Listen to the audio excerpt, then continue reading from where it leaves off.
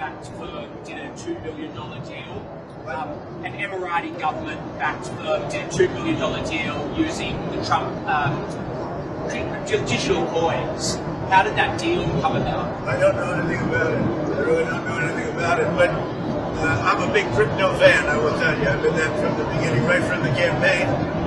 I'm a believer in crypto. That's Donald Trump defending the blatant corruption that he's engaging in. Welcome, everybody, to the morning show. It is so great to be with you. I hope you're doing absolutely wonderful this morning. Thank you to everyone joining us live. So there he was asked about the United Arab Emirates deal using his crypto, and he says again, I don't know a thing about that. I don't even know. He doesn't even know, which is his constant tired defense whenever what he really means is, I don't know how to defend that. I don't know how I would manage the PR of admitting, of course he knows, whenever he's making a bunch of money. But this is not the first time we watched this compilation already, but let's do it again, where Trump constantly goes, don't blame me for that. I don't know. I just accidentally stumbled into making this administration decision, violating the Constitution, or making myself a bunch of money. Whoops. Migrants to Libya? I don't know. You'll have to ask Homeland Security, please. Do you still believe nothing classified was shared? Well, that's what I've heard. I don't know. I'm not sure. You'll have to ask the various people involved. I really don't know. Will you take steps to return Kilmar Abrego Garcia to the United States and put him in front of a judge? Well, I'm not involved in it. I'm going to respond by saying you'll have to speak to the lawyers. Why the proclamation was signed in the dark, his words, and why people were rushed onto planes. Because we want to get criminals out of our country, number one, and I don't know when it was signed because I didn't sign it. Other people handled it. That one's the most absurd. His signature is on it. The invocation of the Alien Enemies Act. His super long Sharpie signature is on it. It's there. I don't know. Marco handled that. Republican moderates are opposed to defunding Planned Parenthood in this year's reconciliation package. What do you say to those members, and are you supportive of? Well, I don't know yet. I have to see because you're just telling me that for the first time. We'll work something out. The law requires that every single person who is going to be deported gets a hearing first. Well, do you acknowledge that? I'll have to ask the lawyers about that. I don't know. I'll speak to the Attorney General about that. I really don't know. Vice President Vance said Russia was asking for too much to end the war. Given that, do you still have confidence that... When did he say that? Had been discussing very sensitive material through Signal and included an Atlantic reporter for that. What is your response to that? I don't know anything about it. I'm not a big fan of the Atlantic. To me, it's a... Yeah, so when in doubt, just say you don't know, even as it pertains to you making a whole bunch of money.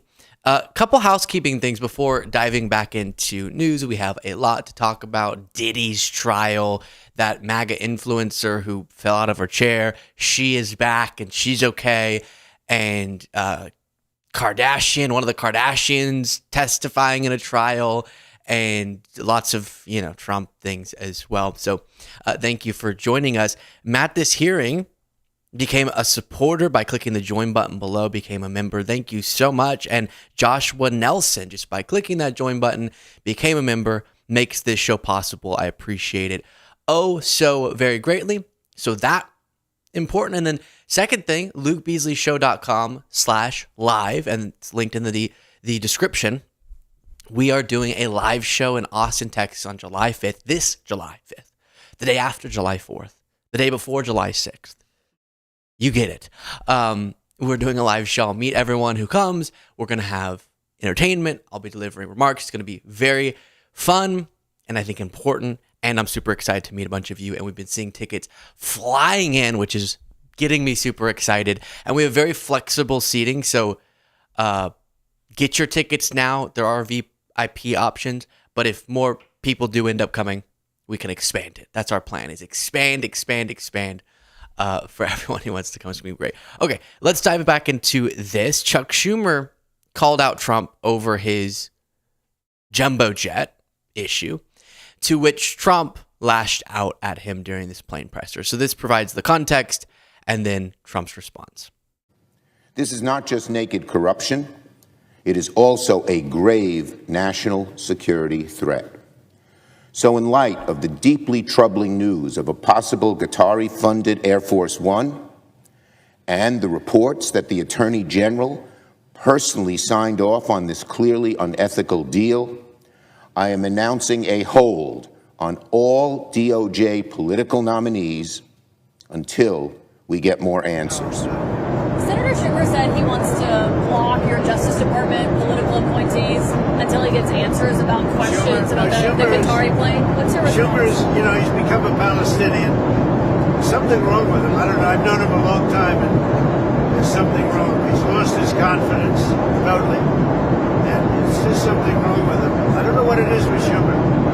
Yeah. Something is wrong with you. Something is seriously, tragically wrong with you. What is this using Palestinian as a slur thing?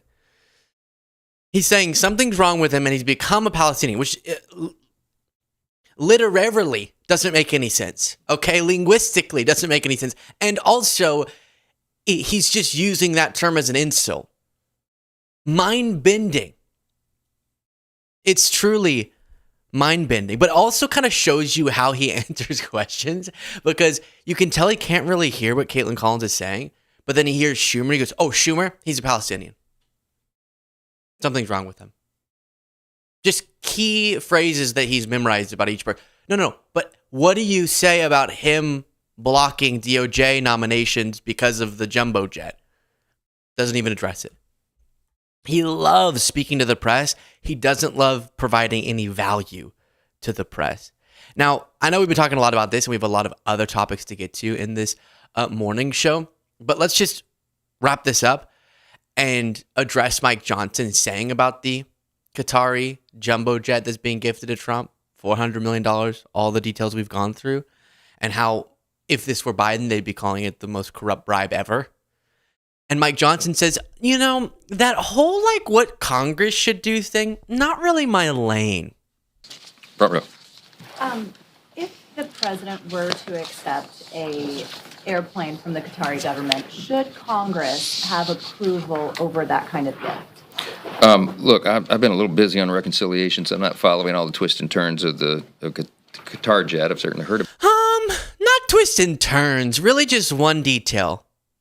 2 words, Qatar jet. That's really the whole story, I guess. All the twists and turns of this complex story. Not really complex. They're giving him a jet. That's it. I taught you it. There we go. What you think? Have you ever heard Mr. Constitutional Lawyer, which is what he's supposed to be, of the emoluments clause? I'm a little busy on reconciliation, so I'm not following all the twists and turns of the Qatar jet. I've certainly heard about it. My understanding is it's not a personal gift to the president. It's a gift to the United States, and other nations give us gifts all the time. But I'm going to leave it to the administration. They know much more about the details of that, okay? It's not my lane. Yes, sir. Mr. Speaker.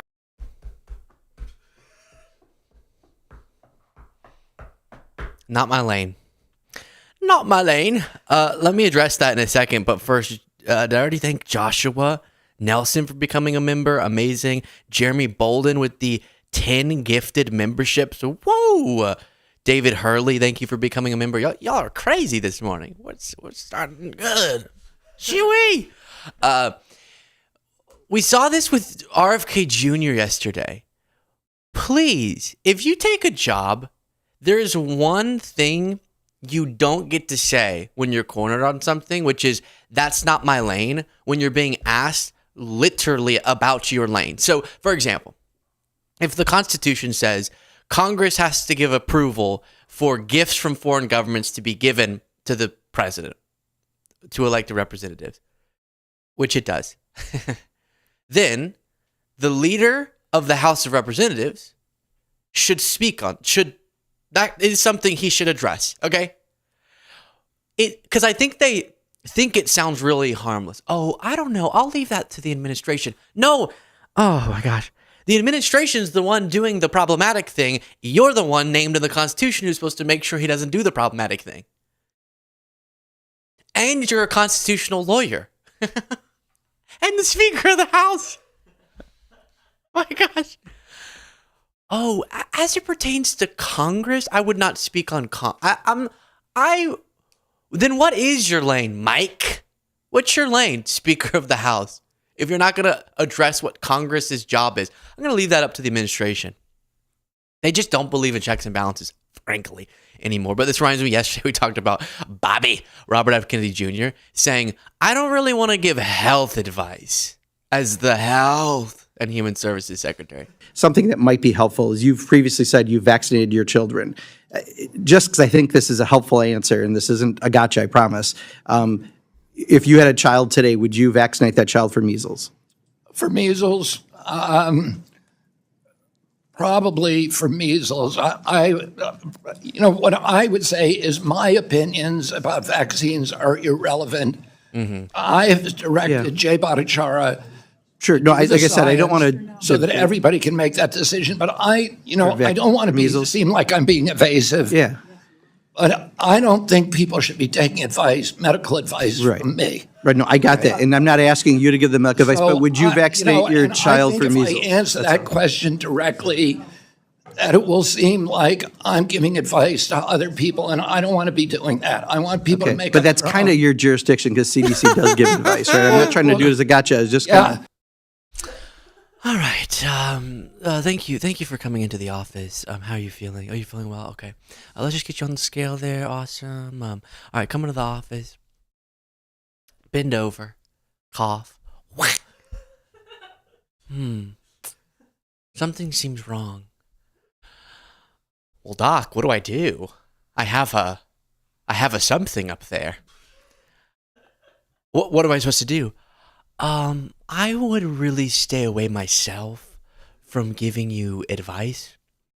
But that's bad. But I wouldn't want to just throw around advice like what you should do with your problems in your anal cavity. That's not really my jurisdiction. Aren't you my physician? It's kind of your whole deal. You could just get medical experts to tell you and then say, yes, I do recommend the measles vaccine. MJ, thank you so much for becoming a member. I greatly appreciate everyone. Y'all are off the rails today. Celeste with Annes. Sorry, I don't understand. But thank you so much for becoming a member. I appreciate that greatly. And then Captain Chaos with a super chat saying Mike's lane is Trumpty Dumpty's O. That ends inappropriately. Mike's lane is, let me just quote unquote, okay? This is not me. Mike's lane is Trumpty Dumpty's butt crack. All right, so moving on from that, thank you, Captain Chaos. But I wish YouTube would prevent some of those super controversial. Moving on to Marjorie Taylor Greene, Mike Lawler. She went after Mike Lawler, who's a more moderate Republican in Congress, and then Mike Lawler responded and dropped the hammer. I've been using that phrase a lot.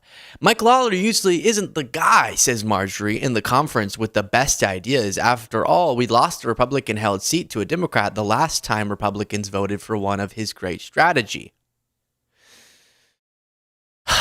Did I read that wrong, or is she really struggling with the language? Mike Lawler usually isn't the guy in the conference with the best ideas. After all, we lost a Republican-held seat to a Democrat the last time Republicans voted for one of his great strategy. Oh, Marjorie. Hey, I'm trying my best. Now, Mike Lawler is a no on Trump's big, beautiful bill because he won't accept a SALT cap increase from $10K to $30K per year. The SALT cap, of course, being the state and local tax deductions. So your state and local taxes can be used. You can deduct parts of those when filing for your federal taxes. And that, because in blue states, typically state and local taxes are a little bit higher, the higher that cap can be, the more that you're benefiting blue states. And when Slowword, as Trump did the first time around with his tax bill, it's kind of a punishing of blue states. And the deduction applies to those who make under $400,000 per year. While yes, taxes in Democrat-controlled New York are ridiculous, but if a $30,000 state and local tax deduction isn't good enough for those making under $400,000, then you need to either vote Republican in New York or you need to move. Okay, so she keeps going. I'm just a little bored, Marge. You lost me with the bad grammar in that first paragraph. Then Mike Lawler responded saying, oh, brutal. Shocking.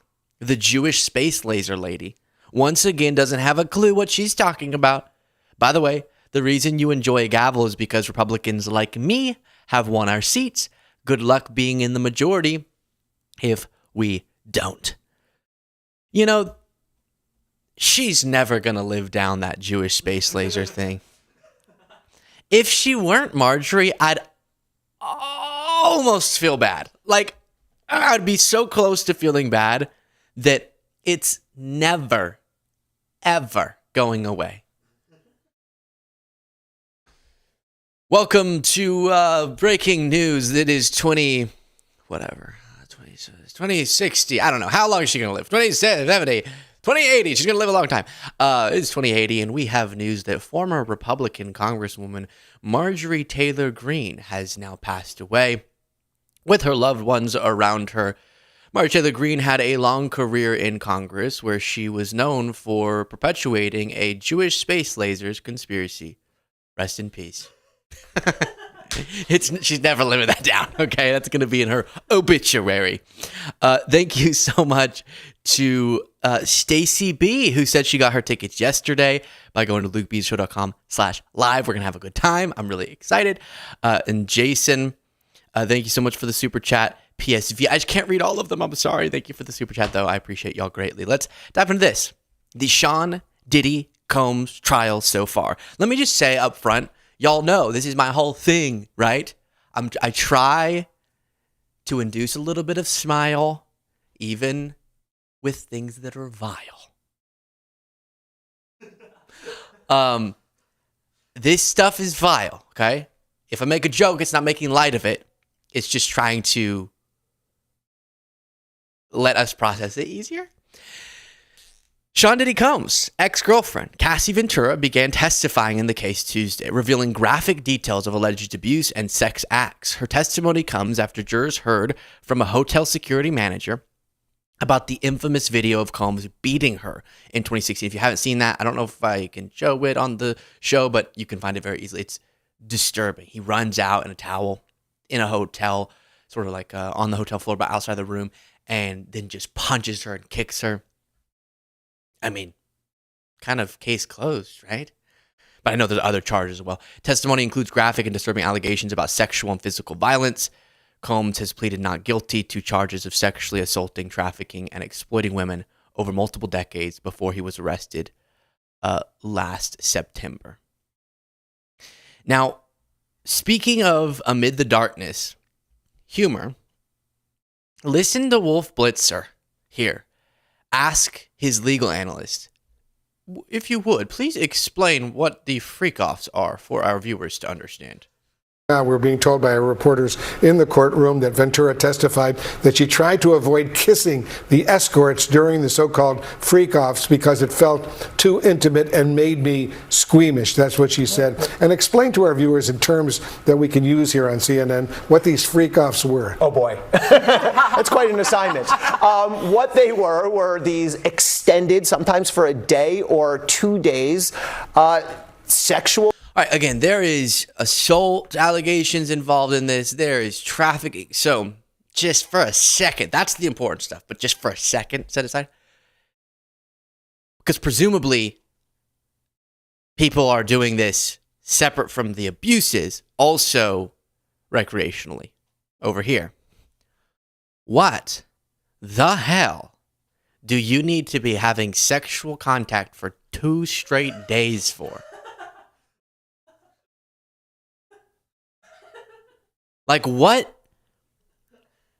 I think that's an addiction. Like, what about work? What about food? I mean, I'm sure they're eating, but just like, sex, but like, whoa, that's a lot of sex. Lee, take a break.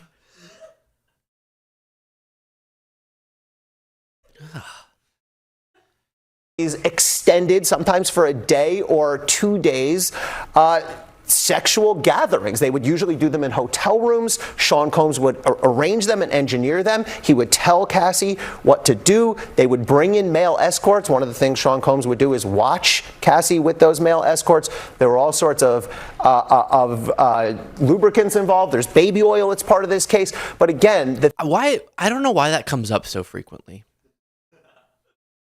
Why is that such a relevant detail to every single news outlet I've seen?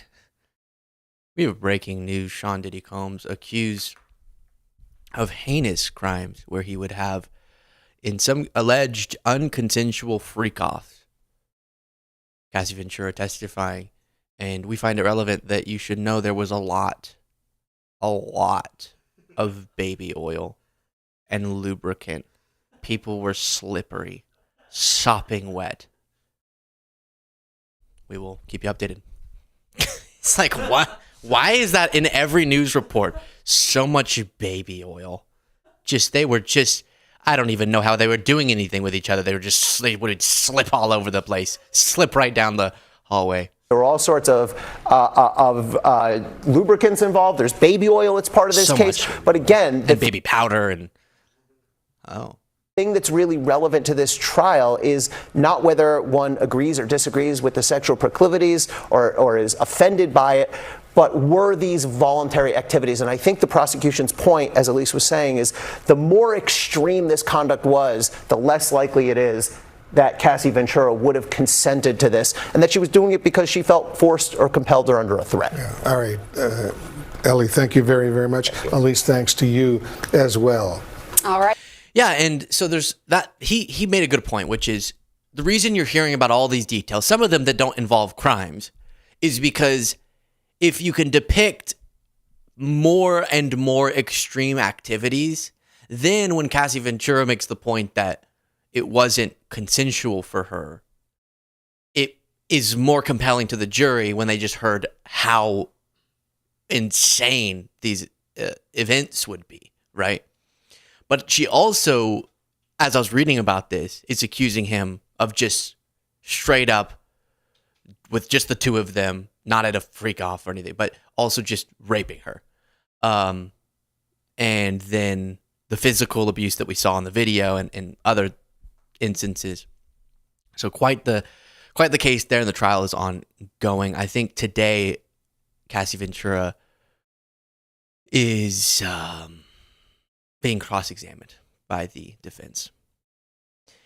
You may have seen that this MAGA influencer, Cameron Kinsey, fainted out of her chair during a Fox News hit.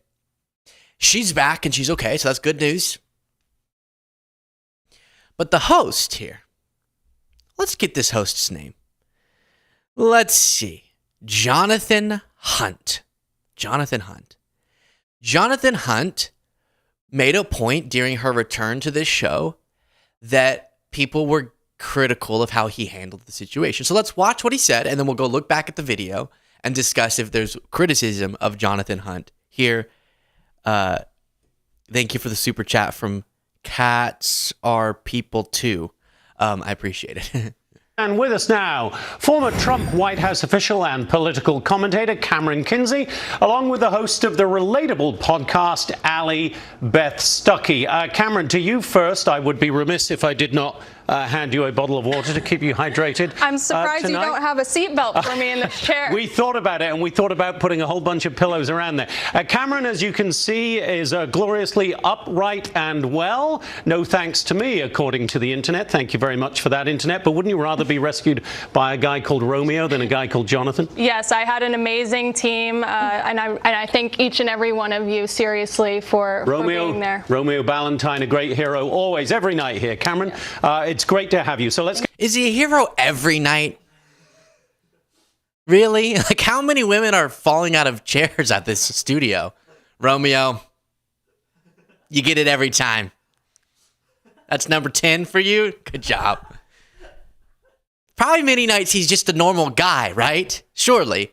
You're kind of devaluing the word hero if every night he's a hero. Let's calm down, Jonathan. Now, Jonathan was sensitive. He made it about him again. Oh, The internet was mad at me. Well, let's watch the original incident and see why the World Wide Web may have been. Well, that's awkward. Let me see if I can refresh that video and get it playing for you. So it was sexism. He also went on to say there was racism that lost it. Not a mention of policy.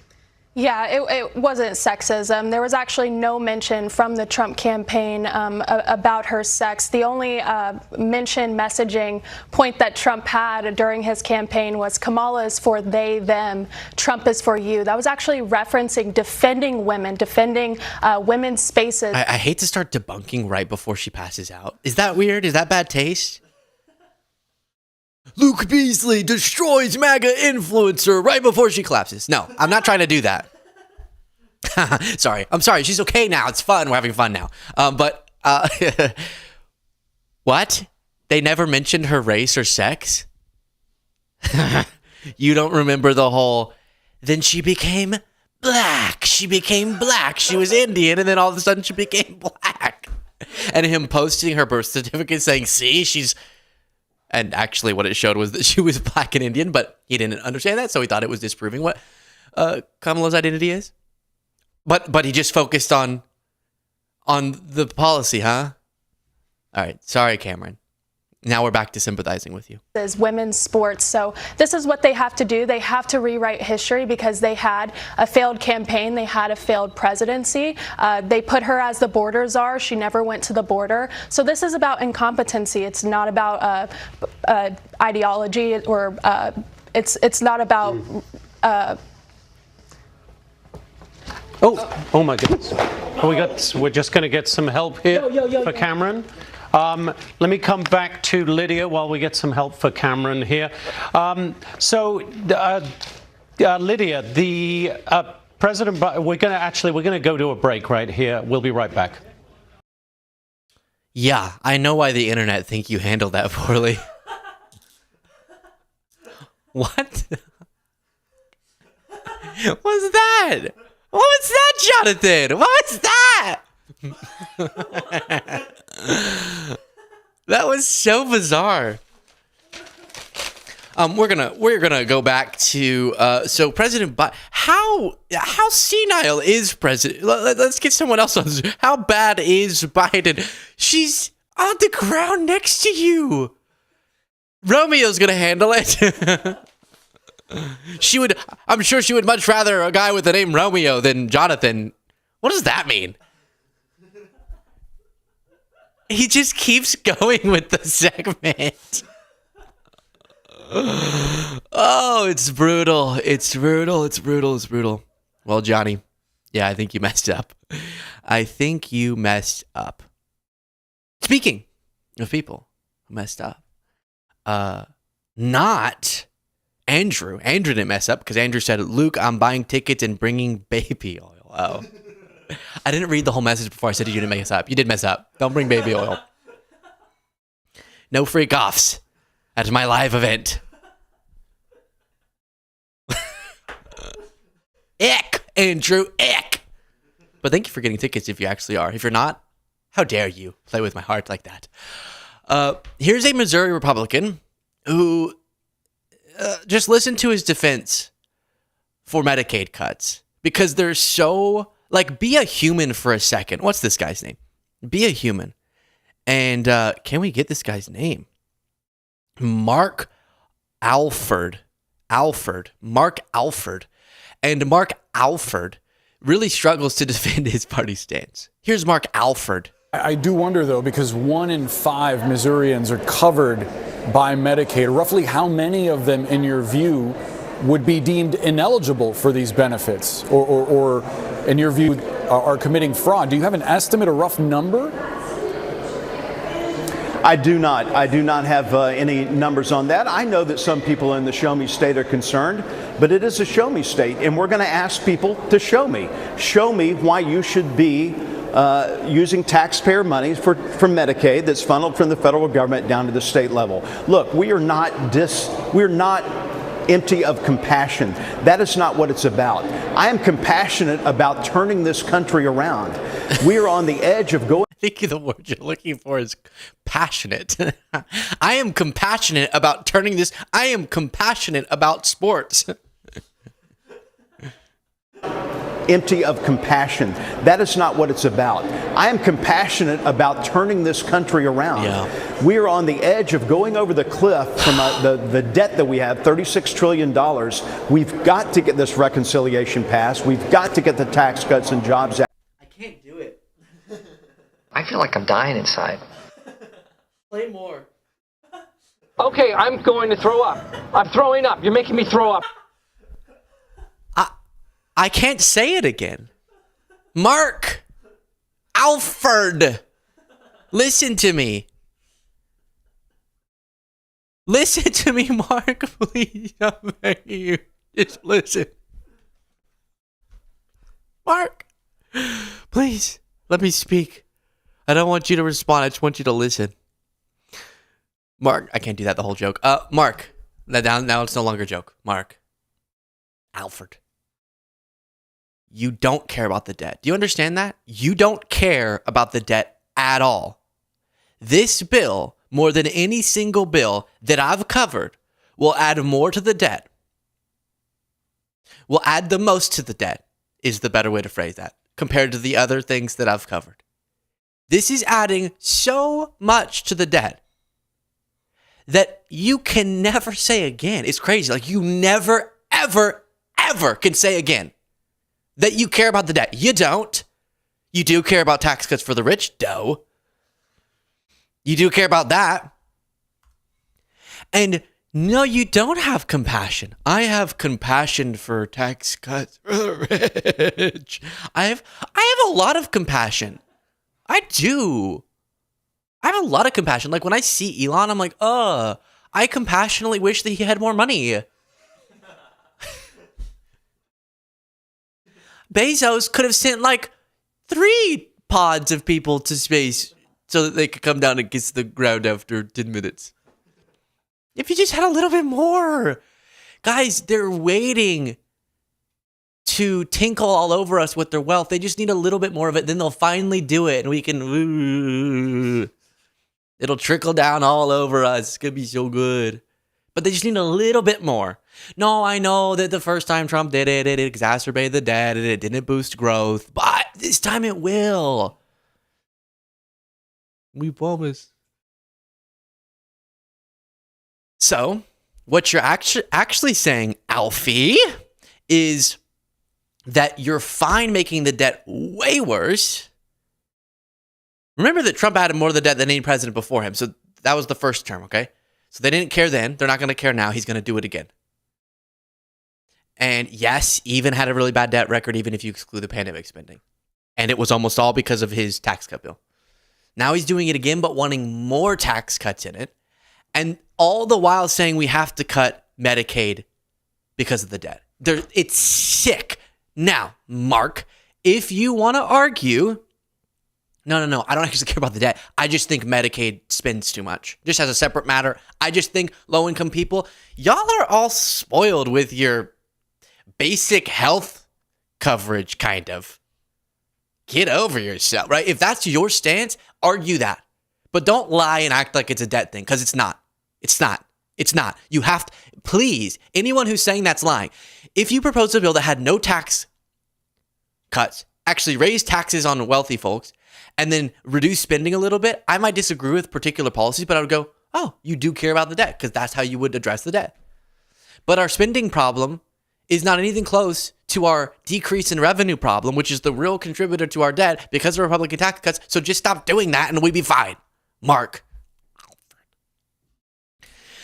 Moving on. We talked about yesterday on the show that HBO... Wait, no. It was called Max. Formerly HBO Max became Max.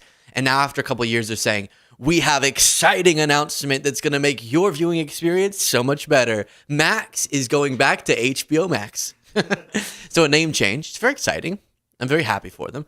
But Chris Cillizza about Warner Bros. Discovery and David Zazlov, who is the CEO or president or the top guy, top dog, who I guess made this HBO Max decision.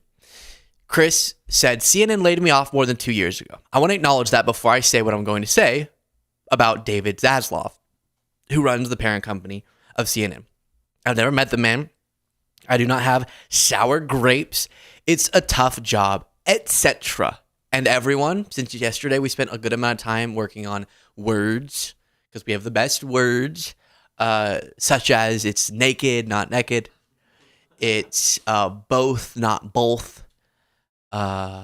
It's wash, not wash, right? We worked some of those out. It's etc., not etc. All right, we're making progress. I like it. It's a tough job, etc. But let me highlight 2 recent decisions, among many others, that make me question whether this guy should be making $40+ million a year. Maybe he should get a tax cut. Sounds like he's probably working paycheck to paycheck. Number 1, right, Mark?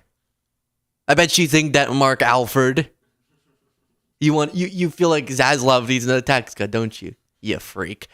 Number 1, Max is now changing its name back to HBO Max 2 years after they abandoned HBO, which was always idiotic since HBO is an amazing brand associated with high-end and critically acclaimed programming. True.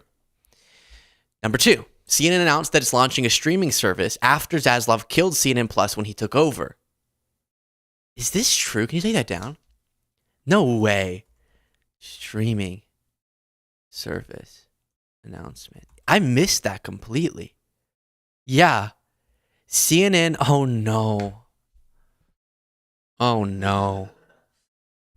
CNN is launching a new streaming service this fall called All Access, which will offer a mix of live and on-demand programming, including CNN's trusted reporting and original content. This new service comes after the brief shutdown of CNN Plus in 2022. Oh no, they're doing it again. That's crazy. Do y'all remember CNN Plus? Do you remember? You probably weren't even focusing on politics. Wow, such young bloods in our staff. Look at them, so fresh, so young. They like just figured out who Tucker Carlson was. It's adorable. But so let me explain to the producers. CNN, because this is where media's going, they launched CNN Plus, and they had all these big paid gigs, and people were, that former Fox host was doing a show, and it was going to be a big deal, successful, and they launched it, and like, I might be wrong, it felt like 4 days later they shut it down because no one went and got a subscription.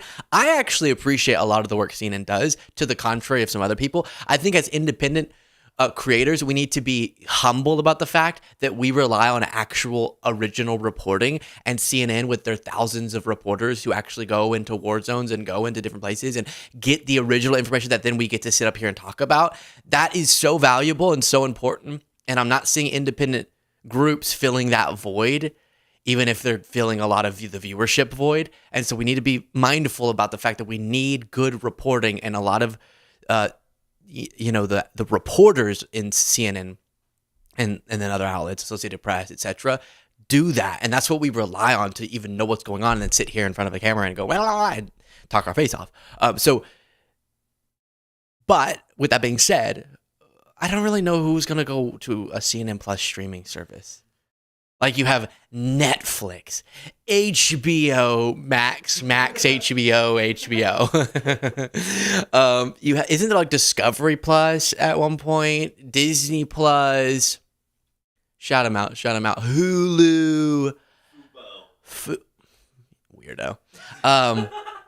Fubo Plus. Other ones, right? There's a lot of them. Okay. Peacock. ESPN Plus. I'm a big ESPN Plus guy. Always have been. I keep up with all the stats too. What? YouTube TV. Yeah. You have all these options. CNN Plus? It's like, who's going to go get that? I don't know. And so not many people did. Back to this post from Chris. CNN announced that it's launching a streaming service after Zazlov killed CNN Plus when he took over. I'm not saying CNN Plus was a perfect idea, but why kill a streaming service only to start it again 3 years later? And way after all your competitors are in the space. I don't know. Fox Plus, I think it's like Fox Nation. Navigating the media landscape as the head of a massive legacy company is not easy. I grant that. But committing obvious errors like this, it's amazing to me that Zazlov still has a job, much less that he's making tens of millions doing it. I think that's a fair point from Chris Zazlov for sure. Okay, a couple things here. The account Nobody posted, if the Austin event goes well, please try to do an event in the DFW area. I know lots of people who would attend. PS, love the new soundboard. Cole's on the soundboard. Clean, beautiful Cole. And then the amazing account by the name of Motorfister said, Jaden Cole and the Bees, keep your pimp hand strong. World Tour 2025, repping the dims and bagging the fims. Saw your... I don't know what's happening. I don't know what's happening. Motorfister's off the rails, guys. Which is shocking. I'm let down by Motorfister. All right, another story. That's crazy. That's... Well, while we're doing Super Chats, let me just... Alan Dixon said, Luke, Jaden Cole, thanks for the show, guys. Hope this helps towards some coffee to keep you guys going. By the way, Luke, you saw the sign yesterday and got confused. It's British pounds. I knew that. I was just seeing if you did. I knew that, obviously. I don't know why Jaden's laughing. Washington Post reports, and this is about Kim Kardashian? Yeah. About her testifying in a trial for the individuals who held her in her apartment and stole her jewelry. In an emotional testimony, Kardashian recalled being in her room at that hotel, a luxury residence in the quiet and high-end 8th, a place in Paris, where she was staying during Fashion Week. Kardashian was alone and falling asleep. A friend was downstairs when she heard the sound of footsteps stomping up toward her. She started calling out, but no one answered me, she said. A few men dressed as police officers came into her room with a handcuffed man she recognized as the hotel's night watchman. I was very confused when they first walked in. Using the night watchman to translate from French, the robbers demanded her ring and started looking for jewelry, she said. As they tied her hands with a zip tie, I just looked at the concierge and would say to him, what's going to happen? Are we going to die? I have babies. Please translate for them. I have to make it home for my babies. As she panicked, one of the robbers tried to calm her, saying, shh, and you okay in English. She said another man pulled her toward him on the bed, and her robe rode up, and she was partially exposed. She tried to mentally prepare because she was certain she would be raped, but he ended up closing her legs and tying them with tape and a zip tie. I was certain it was over, so I said a prayer for my family and for my sister and my best friend that were going to walk in. They would have an okay life after seeing that I would be dead on the bed. And Kourtney Kardashian would have that memory forever. But instead, the men left. After they found the rest of her jewelry, the total estimated value of stolen jewelry was between $6 million and $10 million. My goodness. I always find these articles interesting because it says the incident was one of the most spectacular robberies. Like, I know spectacular can just mean renowned, right? Famed. But spectacular feels so weird. It's like when Trump was talking about Gettysburg. Wow. Gettysburg. So beautiful and horrible and amazing. It's just, are those the right descriptors, puppy? But yeah, so Kim Kardashian is hopefully going to, her testimony being a part of it, see justice for these folks. That's terrible that happened to her. As a side note, $6 to $10 million of jewelry just sitting around. That's crazy, but obviously terrible, and hopefully legal accountability comes of it. But what I was thinking when reading that was, I guess I've had a couple incidents, but I wasn't certain I was going to die, obviously, because I'm alive. But like I thought maybe I was about to die. Like car wreck type things. But that's different because it's so heat of the moment. Whereas imagine being tied up and you think they're going to kill you and you have so long to sit there and think about it. And I just don't, it's such a thing to contemplate. Like, what would I be thinking about? Would I feel that I've done what I wanted to do while alive? No. Can you imagine? No. But it would be such a moment of contemplation. And that's heavy. Moving away from it, though, the MAGA influencer who is currently been charged in the UK for rape. So we'll see how that trial proceeds and everything.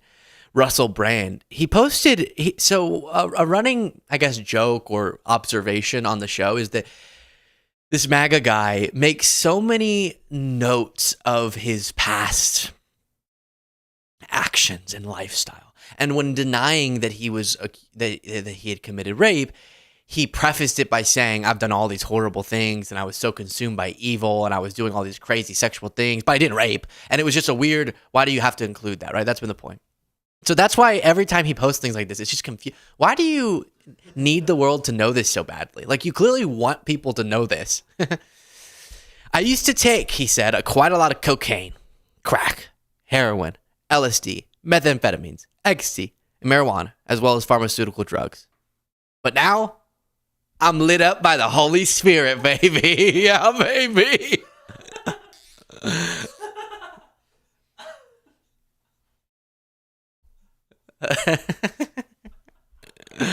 I love that. I used to get lit on, now I get lit on the Holy Spirit, babe.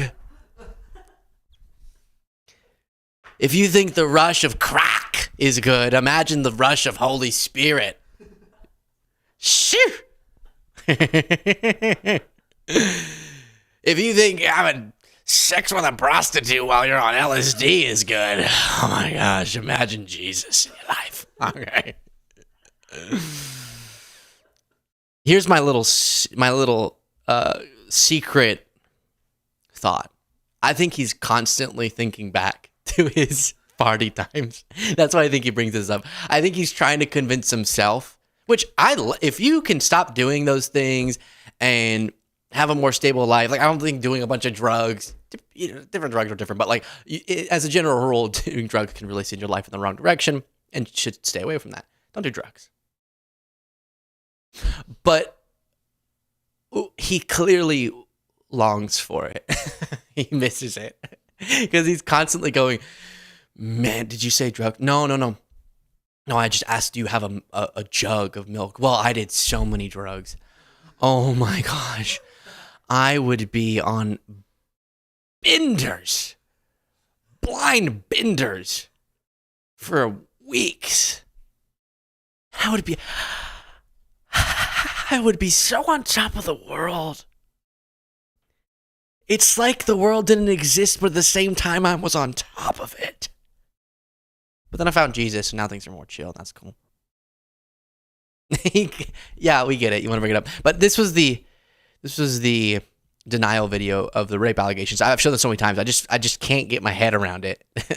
How do you feel that the Southport murders were handled? How do you feel about the government of Keir Starmer? Now, that's just sort of general context.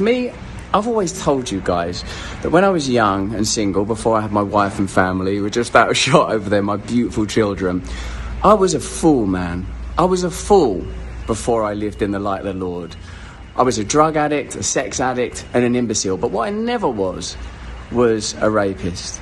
I've never engaged in non-consensual activity. I pray that you can see that by looking in my eyes. I want to thank all of you for your continuing support. I want to let you know that our show will be on Rumble.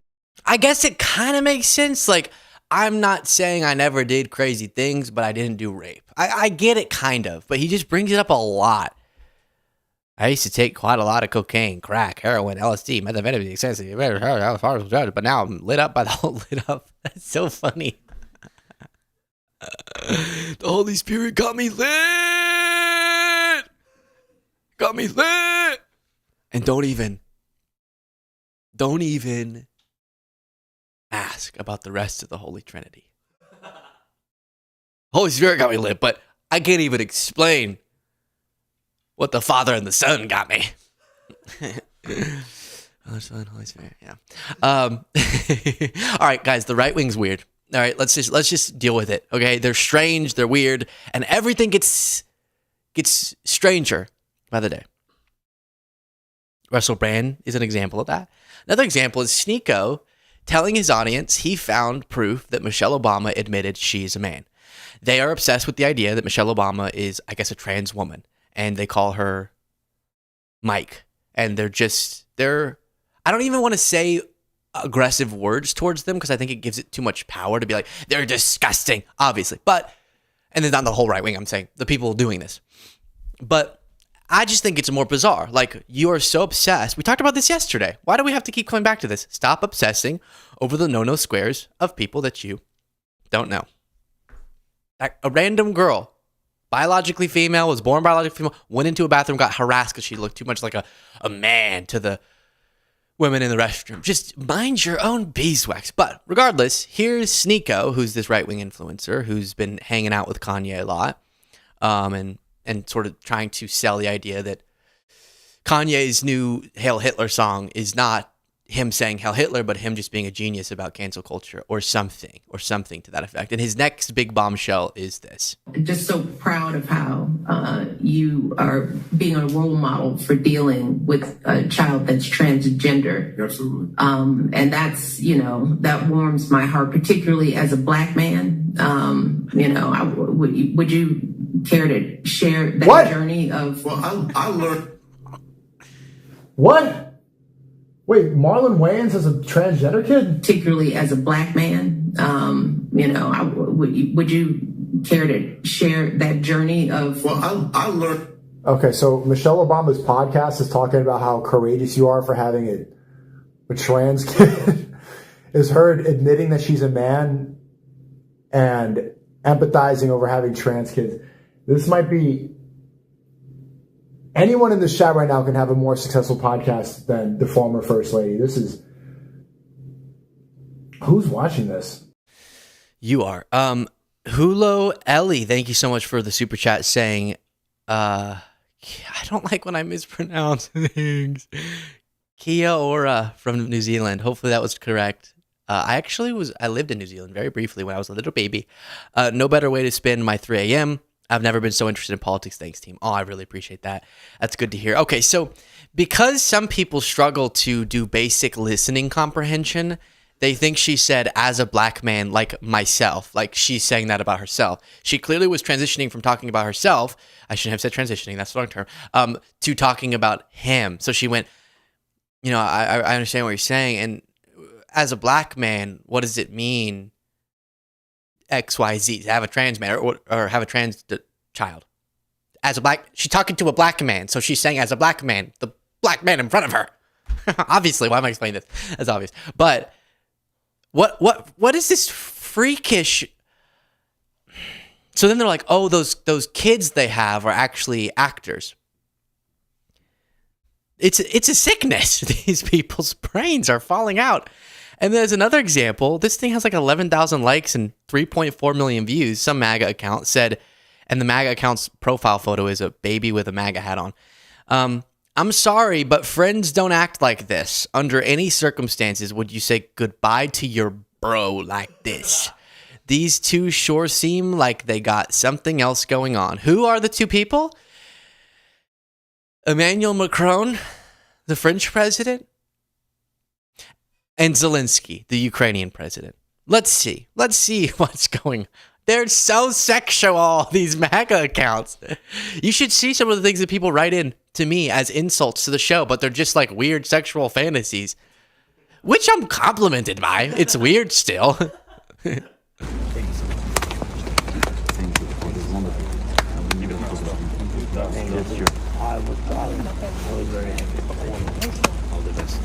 Go to my house. Thank you. Thank you. Thank you.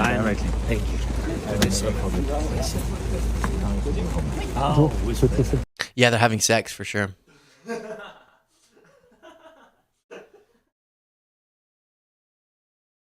That's crazy. They're having sex. The French and Ukrainian president, as the Ukrainian president's fighting a war, they're having sex. They're doing each other. It was exposed by this MAGA account. He's French, I guess. Isn't that a thing? Aren't French people touchy? I don't know. Maybe not. Maybe. Do we? No, we don't do that. Yeah. I guess I don't do that with my bros. Okay. I don't want to be gay. Okay. I wouldn't want people to think that I'm gay. Okay.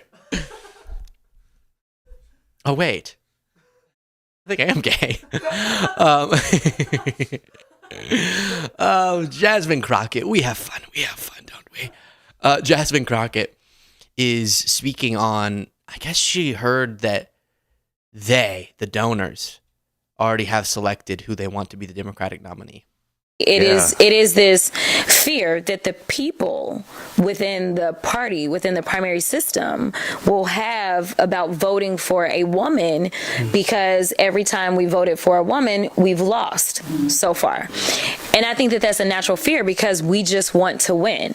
So there's a lot of people that are like, you know what? Like, let's go find the safest white boy we can find. I mean, I'm just saying. Those are the callers that we're hearing. We're hearing people. No, for real. A white man's got to do it. We're getting those callers. For real. And to be clear, when we talk about them, that's an outfit and a half. I gotta get yellow. I don't know if I'd look good in that though. I feel like yellow and red I look pretty bad in. Would you like? Do y'all want me to keep talking about my fashion sense? Is that what you came for? Should I keep talking about that? Is that cool with you? Do you like the sweater? All right. I can tell you that there is one specific candidate. I had a donor on the phones with me telling me that all the donors are lining up behind that candidate.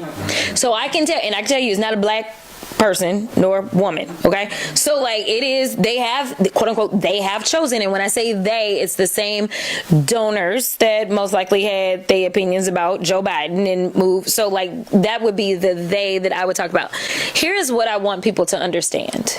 That was funny how quickly she tried to get out of that. They had their opinions about Joe Biden. No, but never mind.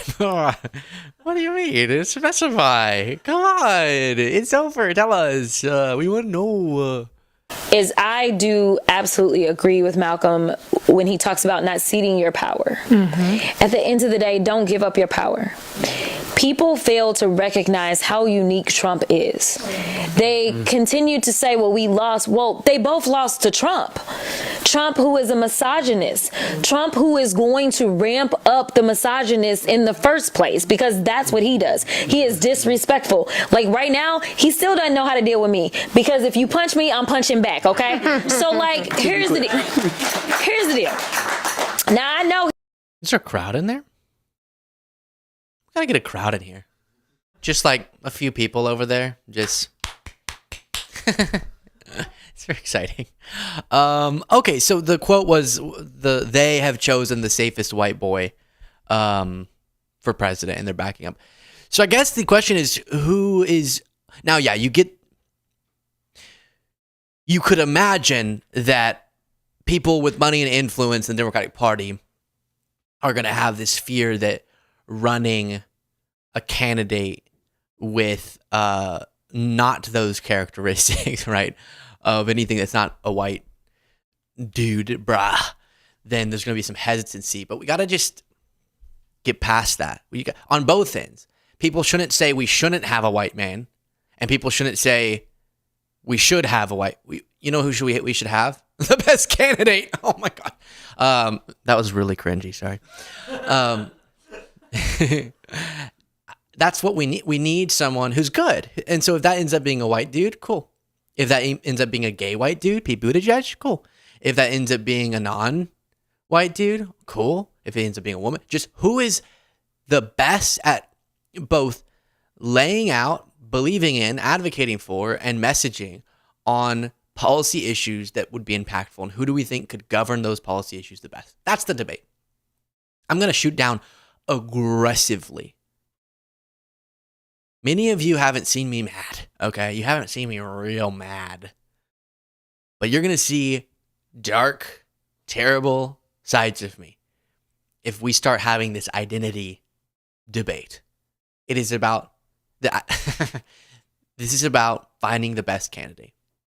And so the people who go, wait, no, we can't try to run a woman again because we lost, that's wrong too. If a woman rises to the top and is the best of the things I just mentioned, she needs to be the nominee. And that's how I'm going to decide who I'm selecting, is who's just the best. Very important. Very important. All right, I don't think we have time for this next thing. I think we'll save this next thing for next time, but it's fun. And thank you all so much. As a reminder, if you haven't yet gotten your tickets to the live show, Austin, Texas, July 5th, get them, link in the description, lukebeasleyshow.com/live, and then click the join button below if you want to become a member to support the work that we do daily. We're doing our morning shows, our nightly shows, which comprise the segments that are uploaded on the channel, and a bonus show for our members. Lots of shows because we love you.